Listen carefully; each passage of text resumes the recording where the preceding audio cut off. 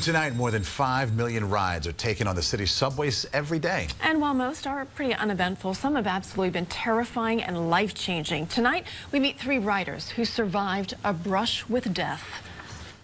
Jered Harvey was thrown onto the tracks of the subway and lived to tell about it. And even when I was on the tracks, I never really had a moment of panic and freaking out. It began when he saw a woman being harassed on the platform. Harvey intervened and ended up being beaten and thrown onto the tracks. His knee was badly banged up, but he managed to pull himself to safety.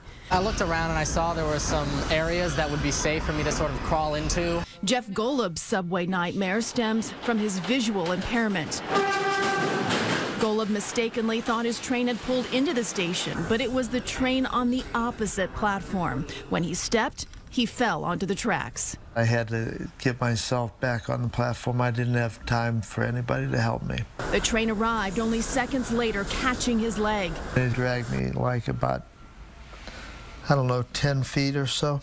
Both men survived a terrifying experience. Their physical injuries have healed and emotional scars have faded. Dr. Ramsey, a New York psychiatrist, explains. You will be standing next to a subway track, and your brain has to contend with that. How can you be so close to something that is so dangerous? But our brains are very, very good at that. And so people are going to have a little bit of an adaptation period. Harvey said he was shaky for a few days. Golub, an accomplished musician, found solace in his family and his music.